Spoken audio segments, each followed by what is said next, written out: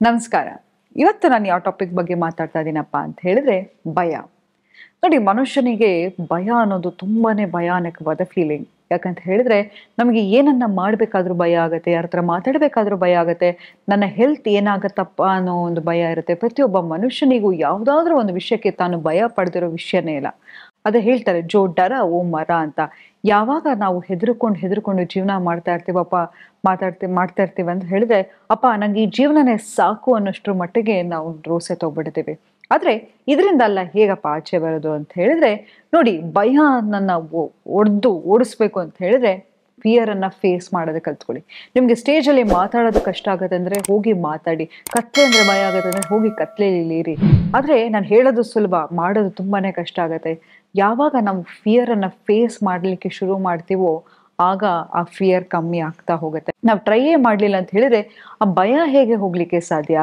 ಈಗ cognitive behavioural therapy ಮೂಲಕ ನಾವು ಹೇಗೆ ಭಯವನ್ನ ಹೋಗ್ಲಾಡಿಸ್ತೀವಿ ಅಪ್ಪ ಅಂತ ಹೇಳಿದ್ರೆ, ಸಪೋಸ್ ಒಂದು ಎಮೋಷನ್ಸ್ ಅನ್ನ ತಗೊಳ್ಳೋಣ. ಯಾಕಂತ ಒಂದು ಎಮೋಷನ್ ಅನ್ನ ತಗೊಳ್ಳೋಣ, ಏನಪ್ಪಾ ಅಂತ ಹೇಳಿದ್ರೆ ನಂಗೆ ಸಾವಂದ್ರೆ ಭಯ ಇರುತ್ತೆ. ಕಾನ್ಸ್ಟೆಂಟ್ ಆಗಿ ನನಗೆ ಹೆಲ್ತ್ ಏನಾದ್ರು ಅಪ್ಸೆಟ್ ಆಗ್ಬಿಡುತ್ತೆ, ಅಥವಾ ಏನೋ ನನ್ನ ಕೆಲಸ ಹೋಗ್ಬಿಡುತ್ತೆ, ಹೀಗೆ ನಾನು ಯೋಚನೆ ಮಾಡ್ತಾ ಇರ್ತೀನಿ ಅಂತ ತಿಳ್ಕೊಳ್ಳೋಣ. ಅವಾಗ ಏನ್ ಮಾಡ್ತೀನಪ್ಪ ಅಂತ ಹೇಳಿದ್ರೆ, ಈ ಎಮೋಷನ್ 1 ಅವರ್ ಆದ್ಮೇಲೆ ಹೇಗೆ ಇಂಪ್ಯಾಕ್ಟ್ ಆಗುತ್ತೆ, 1 ಗಂಟೆ ಆದ್ಮೇಲೆ ಹೇಗೆ ಇಂಪ್ಯಾಕ್ಟ್ ಆಗುತ್ತೆ, ನಂತರ 1 ವೀಕ್ ಆದ್ಮೇಲೆ ಹೇಗೆ ಇಂಪ್ಯಾಕ್ಟ್ ಆಗುತ್ತೆ, 1 ತಿಂಗಳಾದ್ಮೇಲೆ ಹೇಗೆ ನಾನು ಇದಕ್ಕೆ ರಿಯಾಕ್ಟ್ ಮಾಡ್ತೀನಿ, 1 ವರ್ಷ ಆದ್ಮೇಲೆ ಹೇಗೆ ರಿಯಾಕ್ಟ್ ಮಾಡ್ತೀನಿ, ಹೀಗೆ ನಿಮ್ಮ ಭಾವನೆಗಳನ್ನ ವಿಂಗಡಿಸ್ಕೊಂಡು ಬನ್ನಿ. ಯಾವಾಗ ನೋಡಿ, ಪ್ರತಿಯೊಂದು ಎಮೋಷನ್ ಹೇಗಪ್ಪ ಅಂತ ಹೇಳಿದ್ರೆ ನದಿ ತರ ಹರಿತಾ ಇರುತ್ತೆ. ನೀವು ಎಷ್ಟು ಅದ್ರ ಬಗ್ಗೆ ಯೋಚನೆ ಮಾಡಬಾರ್ದು. ನಾನು ತಡೆಗಟ್ತೀನಿ ಅಂತ ಹೇಳಿದ್ರೆ ಹೆಚ್ಚು ರಭಸದಿಂದ ಅದು ಬರ್ಲಿಕ್ಕೆ ಸ್ಟಾರ್ಟ್ ಆಗುತ್ತೆ. ಹಾಗಾಗಿ ನೀವು ಏನ್ ಮಾಡ್ಬೇಕಪ್ಪ ಅಂತ ಹೇಳಿದ್ರೆ, ಅದು ಯಾವ ಮೂಲದಿಂದ ಬರ್ತಾ ಇದೆ, ಅದನ್ನ ಹೇಗೆ ಅಡ್ರೆಸ್ ಮಾಡ್ತೀನಿ, ನಾನು ಹೇಗೆ ಅದನ್ನ ಫೇಸ್ ಮಾಡ್ತೀನಿ ಅಂತ ನಾವು ಹೋಗ್ತಾ ಹೋದ್ರೆ ಖಂಡಿತವಾಗ್ಲೂ ಎಮೋಷನ್ ಕಡಿಮೆ ಆಗ್ತಾ ಹೋಗುತ್ತೆ. ನಿಮ್ಗೆ ಪ್ರತಿ ಸತಿ ಭಯ ಬಂದಾಗ ವರ್ಸ್ಟ್ ಔಟ್ಕಮ್ ಏನಾಗ್ಬೋದು? ಈಗ ನಂಗೆ ಏನೋ ಹೆಲ್ತ್ ಅಪ್ಸೆಟ್ ಆಗುತ್ತೆ ಅಂತ ಹೇಳಿದ್ರೆ ನನ್ನ ವರ್ಸ್ಟ್ ಔಟ್ಕಮ್ ಏನಾಗ್ಬೋದು? ತುಂಬಾನೇ ಹುಷಾರ್ ತಪ್ಬೋದು. ಆದ್ರೆ ಒಂದ್ ತಿಳ್ಕೊಳ್ಳಿ, ನಾವ್ ಯಾರು ಇಲ್ಲಿ ಪರ್ಮನೆಂಟ್ ಆಗಿ ಬಂದಿಲ್ಲ. ಈಗ ನಾನು ನಿಮ್ಮ ಹತ್ರ ಮಾತಾಡ್ತಾ ಇದ್ದೀನಿ ಅಂತ ಹೇಳಿದ್ರು ನನ್ನ ಕೂದಲು ಹಣ್ಣಾಗ್ತಾ ಇದೆ, ನನ್ನ ಮುಖ ಸುಕ್ಕಟ್ತಾ ಇರುತ್ತೆ. ಪ್ರತಿಯೊಂದು ಸೆಕೆಂಡಿಗೂ ಮನುಷ್ಯನ ದೇಹ ಚೇಂಜಸ್ ಆಗ್ತಾ ಹೋಗುತ್ತೆ.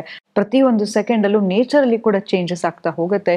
ಅದು changes are rules of nature. ಹಾಗಾಗಿ ಯಾವುದನ್ನು ನಾವು ತಡೆಗಟ್ಟಲಿಕ್ಕೆ ಸಾಧ್ಯ ಇಲ್ಲ. ಆದ್ರೆ ಒಂದನ್ನ ತಡೆಗಟ್ಟಬಹುದು, ನಮ್ಮ ಎಮೋಷನ್ಸ್, ನಮ್ಮ ಫೀಲಿಂಗ್ಸ್ ಅನ್ನ.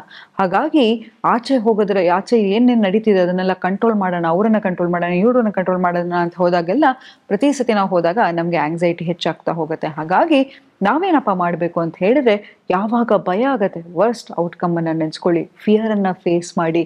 ಅದು ಈ ಥಾಟ್ ಏನಿದೆ, ಸ್ಪೆಸಿಫಿಕ್ ಥಾಟ್ 1 ವೀಕ್ ಆದ್ಮೇಲೆ ಹೇಗೆ ಮ್ಯಾಟರ್ ಆಗುತ್ತೆ, 1 ಮಂತ್ ಆದ್ಮೇಲೆ ಹೇಗೆ ಮ್ಯಾಟರ್ ಆಗುತ್ತೆ, 1 ಇಯರ್ ಆದ್ಮೇಲೆ ಹೇಗೆ ಮ್ಯಾಟರ್ ಆಗುತ್ತೆ, ಅದನ್ನ ಬರಿತಾ ಹೋಗಿ. ಇದನ್ನ ಬರೆಯೋದ್ರಿಂದ ಕೂಡ ನಮ್ಮ ಎಮೋಷನ್ಸ್ ಅನ್ನ ನಾವು ಫೇಸ್ ಮಾಡೋದನ್ನ ಕಲಿತೀವಿ.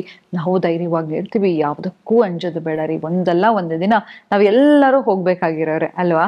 ಇಲ್ಲೇ ಪರ್ಮನೆಂಟ್ ಆಗಿರ್ಬೇಕು ಅಂತ ಅನ್ಕೊಂಡ್ರೆ ಸಾಧ್ಯನಾ? ಖಂಡಿತವಾಗ್ಲೂ ಇಲ್ಲ. ಆದ್ರೆ ನಾವು ಇರೋಷ್ಟು ದಿನ ನಾವು ಖುಷಿಯಾಗಿದ್ದು ನಮ್ಮ ಜೊತೆಲಿರೋರನ್ನ ಖುಷಿಯಾಗಿಡ್ಬೇಕು ಅಂತ ಹೇಳ್ತಾ ಇವತ್ತಿನ ಸಂಚಿಕೆನ ಮುಕ್ತಾಯಗೊಳಿಸಿದ್ದೀನಿ. ಧನ್ಯವಾದಗಳು.